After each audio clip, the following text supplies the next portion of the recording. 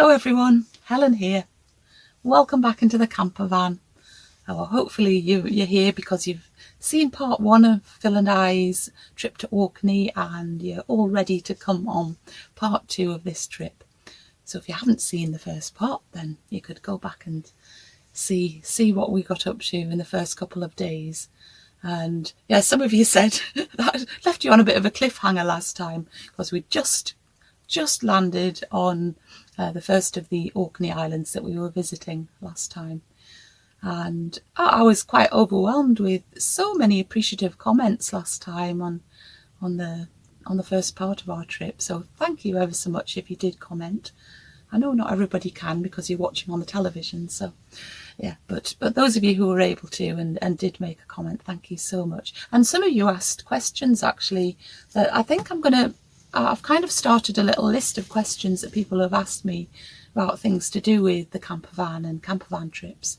So I'm going to do a separate Q&A sometime, I think. And so if you've got any questions, then just put them in the comments box.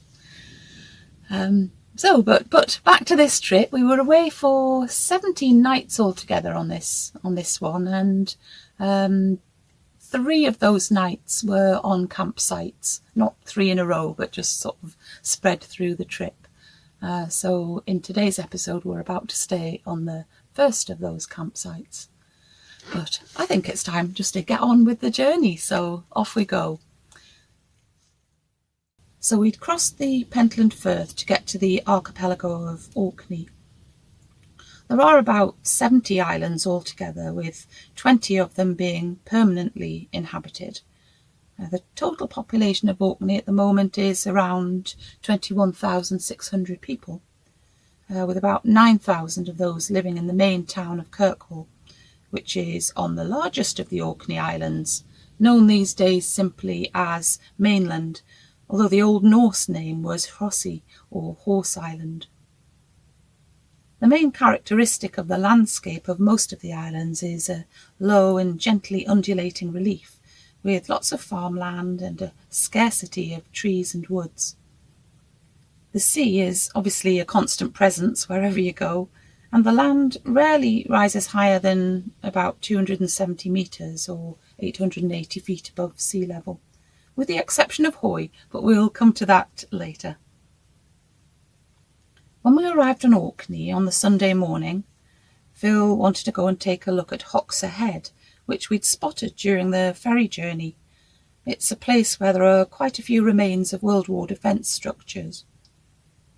We drove across the flat landscape of South Ronaldsay to visit the headland at Hoxha Head, which is at the main entrance to Scapa Flow, the body of water where ships of the Royal Navy's Grand Fleet were located during the World Wars. At that time, Scapa Flow would have been a very busy stretch of water, with ships constantly heading in and out of Orkney's great natural harbour. There are all sorts of old wartime lookouts and searchlight stations perched on the cliffs at Hoxha Head, with some of the buildings and gun batteries dating back to the First World War. The most imposing is the Balfour Battery, with its observation posts and stores. The naval fleet was in constant danger of attack from enemy submarines and motor torpedo boats, and all sorts of protective defences were needed. These included searchlight buildings for keeping a lookout when it was dark, and spiked booms supporting submarine netting that was stretched across Hoxha Sound from Hoxha Head to the island of Flotta. They had the most advanced gun artillery available, a piece of equipment called the Twin Six, although because they were so smoky when they were being used, they were directed from a separate level in the gun emplacement building, and the searchlights were also operated from another level of the building. We returned to St Margaret's Hope for lunch at the Murray Arms Hotel, and then decided to go and settle ourselves onto the campsite that we'd walked into, which was only a short drive from St Margaret's Hope. We'd chosen to stay at the Weems Organic Farm campsite. We'd never stayed anywhere calling it an organic campsite before, so we were intrigued about what it would be like. We were certainly happy with the views that we had over the coastline, although later in the day the views disappeared under a blanket of mist. You can just about see the van here shrouded in the corner of a misty field later on. Because we had the luxury of electric hookup here, we made use of our brand new acquisition, a mini electric kettle. Of course, the first thing we did on arrival was to make cups of tea. Our passengers enjoyed the view while it lasted, and we settled in for a relaxing afternoon. The campsite offers a few pitches for tents and vans, but also hires out yurts and shepherd's huts. The farm itself is a small holding that has areas set aside for conservation and tree planting, and it produces organic food for a local market. The farm buildings are about 200 years old, and they've been renovated using traditional materials. The campsite facilities were perfectly clean and serviceable, and rustic, but in the nicest sense of the word. There was a covered dishwashing area and an honesty shop where you could just leave your money in a tin to pay for things or make a note and add them to your bill. The shop isn't as well stocked yet as the owners would like because they've only fairly recently taken over the farm and campsite, but we did find one or two useful items there.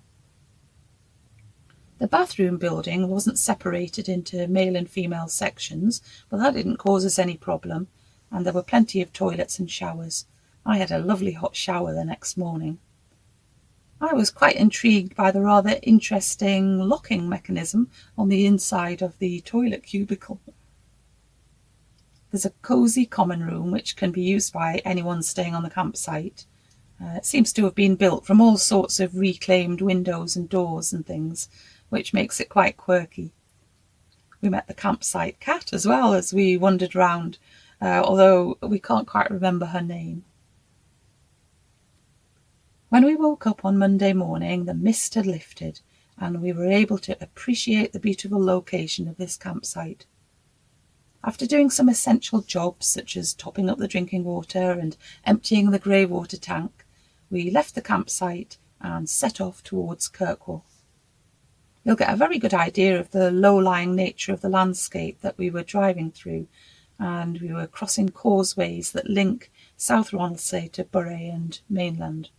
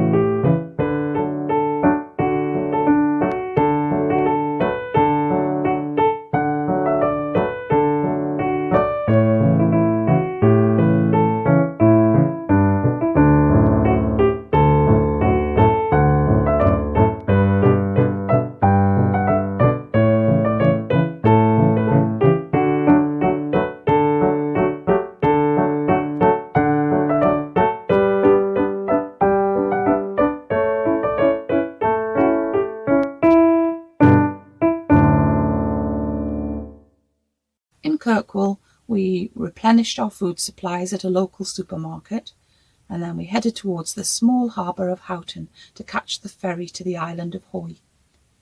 When Phil and I had visited Orkney in the 1980s, we took a different route to Hoy, a foot passenger ferry from Stromness. But this time we wanted to take the campervan with us, so we needed to travel on this route, Houghton to Lyoness. On board the ferry, we spent the 45-minute journey outside, treated to bright sunshine and a calm sea, crossing the western edge of Scapa Flow, though it was fairly cool and breezy too, and I did need to be well wrapped up. Here you can begin to see how Hoy got its name. Hoy comes from the Old Norse language and means high island. After driving off the ferry at Lyoness, we drove north towards the higher part of the island. The south and east of the island are actually quite low-lying, more characteristic of the rest of the Orkney Islands, but the north and west are more like the Highlands of Scotland, with some fantastic huge cliffs on the western coast of the island. As the landscape became hillier, we enjoyed our fantastic surroundings that were looking so good in the sunshine. We paused for a little while when we came to a sign pointing us to the grave of Betty Corrigal. Betty lived on Hoy in the 1770s, and when she became pregnant at the age of 27, the father ran off to sea, and Betty, who wasn't married, was left feeling so shamed that she took the drastic step of ending her own life. She wouldn't have been buried in consecrated ground, and her grave was unmarked. But when two men were digging peat in 1933, Betty's coffin and body were discovered, having been really well preserved by the peaty environment. Betty was reburied, although she was dug up several times by curious soldiers in the early 1940s. But then she was given this grave as her final resting place, prompted by the actions of a visiting American minister in 1949. We continued on our way, with the landscape becoming more and more rugged and impressive.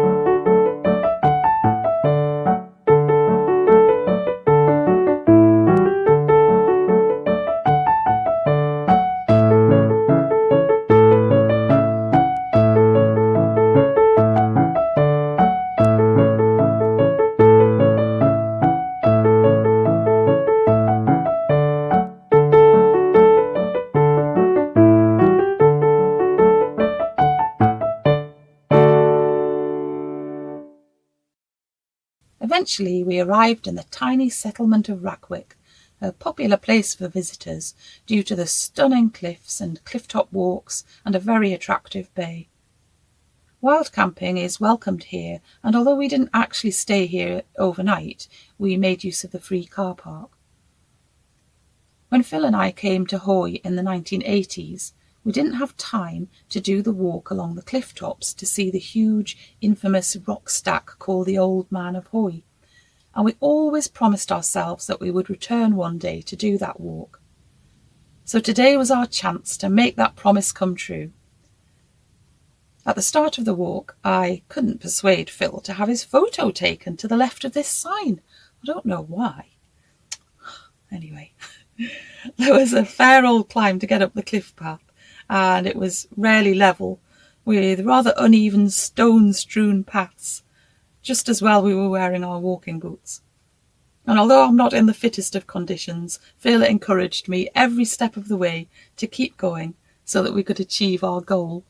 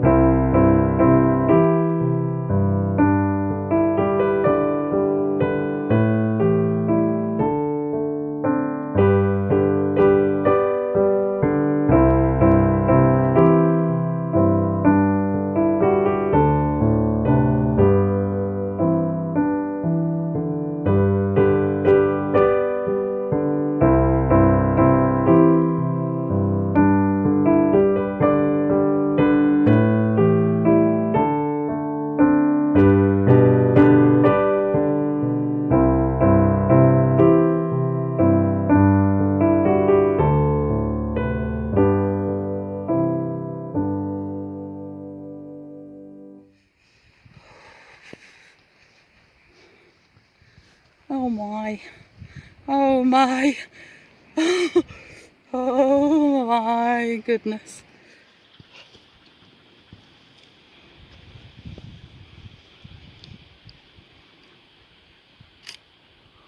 It took us about 2.5 hours to walk from Rackwick to the Old Man, rather slower than the guidebooks suggest.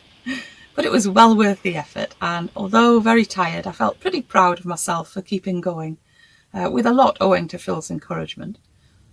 We enjoyed the close-up views of the Old Man and topped up our energy with a well-earned snack of Tunnock's caramel wafer biscuits that Phil had carried with him. The Old Man of Hoy is one of the tallest sea stacks in the British Isles, and it stands at 137 metres, or just under 500 feet tall. It was first climbed in 1966 by mountaineer Chris Bonington and a couple of his mountaineering friends, and since then the Old Man has been a great attraction for climbing enthusiasts. But you don't need to climb it to be able to appreciate it. We had an excellent vantage point on the top of the adjacent cliff, though thankfully it wasn't too windy, otherwise I definitely wouldn't have felt too safe up there. The return walk didn't take us quite as long, mostly because I didn't stop to do any videoing or photography, although we were delighted when we spotted 2 gorgeous mountain hares amongst the heather, and although we didn't get any photos of them, they remained clearly in my mind's eye as one of the highlights of that walk. Back at the van we cooked some meatballs in a tomatoey sauce for our tea, just what we needed after that long and strenuous walk. We then left Rackwick to find ourselves a less populated spot for the night, and we were very pleased with the roadside place that we chose, and heard no traffic at all until the next morning. As the sun set, we finished off our day very nicely with a drink of delicious Orkney dark ale called Dark Island, accompanied by an equally delicious Tunnock's tea cake. Once we were up the next morning, we went off to visit the Dwarfystane, the only rock-cut tomb that's been found in Britain, dating back about 5,000 years. We had to trek across quite a reasonable path. It looked as though it could be rather a boggy route, but on this occasion there was only really one slightly soggy section. The path takes you up the hillside to a huge boulder that was once the final resting place of some Neolithic inhabitants of this remote valley. A beautiful but fairly inhospitable location. We tried to imagine what it would have been like for the people who lived here so long ago. They certainly must have been very tough and resilient to survive. 2 chambers were hewn out of the rock, which it's actually possible to crawl into, although I wasn't tempted. Outside the entrance is a large boulder which would once have sealed the tomb, and it's actually been a visitor attraction for well over 200 years, evidenced partly by some 18th and 19th century graffiti left by visitors who were uncaring of the ancient origins of the place. Not surprisingly, lots of folk stories grew up about the Dwarfystane, fueled by Norse tales of giants and dwarfs. One story features a giant whose rivals trapped him inside the boulder and who subsequently managed to punch his way out of it. The writer Sir Walter Scott, who'd visited this place in 1814, was inspired to include the Dwarfystane in his 1822 novel The Pirate, as being the home of an evil troll called Trold. We set off along the road again and taking a detour to try and find a house that's lived in our memories since our first visit to Hoy in the 1980s. While waiting for the ferry back to mainland, we'd taken the opportunity to have a pot of tea in a farmhouse offering refreshments. After ordering, it was quite some time before our tea arrived, and when the lady did turn up, she apologised for the delay and said that to make up for it she'd added extra tea bags into the pot. When we investigated, we found there were 8 tea bags in the pot of tea for 2. So that goes down as being the strongest tea we've ever drunk. We stopped again at a place called Lirrowa Hill, where there are a few remains of a heavy anti-aircraft artillery base from the Second World War. Men of the 59th Heavy Anti-Aircraft Brigade had their barracks on the approach to this hill, which overlooks an area of Scapa Flow called Bring Deeps. On a sunny day, it all looks very peaceful and lovely, but in reality it would have been a harsh existence for the men who were stationed here, that have had to suffer all kinds of hardships, as well as witnessing fierce rallies of thundering gunfire when enemy planes approached. By this time we were in need of some lunch, so we continued our way south until we came to an attractive little cafe called Emily's Tea Room, by the side of the road on the approach to Lyonesse. We were very glad to be able to sit outside on the patio, which was sheltered from the wind and felt warm in the sunshine, and we sat there feeling very relaxed, taking in the view. The food was absolutely delicious, and I want to thank my Ko-fi supporters who wanted to treat Phil and I while we were on a campervan trip. Thank you ever so much for your kindness. We enjoyed our lunch so much that we booked a table to return for our evening meal. Our afternoon was spent in the Scapa Flow Museum. The museum reopened in 2022 after a major refurbishment, and it's an excellent place to visit if you want to find out all about the time when the British Grand Fleet was stationed in Scapa Flow.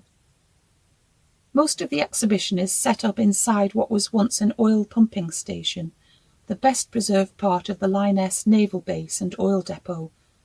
It provided oil for all the ships that were harbouring in Scapa Flow. There are lots of details of the different ships that formed the Grand Fleet and the staff that worked aboard the ships, and everything is really clearly displayed and explained. There was lots of technical information that kept Phil riveted for a good couple of hours. But it didn't hold my attention for quite that long, so I went back to the van for a little while to phone my mum. And I was really amused to see in the car park that several cars had lone women sitting in the front passenger seat, clearly waiting for their partners to release themselves from the museum. I did enjoy some of the exhibits. For example, it was interesting to get a close-up view of anti-submarine netting. I had no idea what it was actually like. But I was less interested in rusty old pipes and valves and other metal objects. Sorry to Phil and all lovers of such things. After refreshments in the museum cafe, we then went off to explore a bit more and drove to the most populated area of Hoy, which is in the Longhope area. Hoy has got a population of about 400 people. The drive took us through some gorgeous coastal scenery.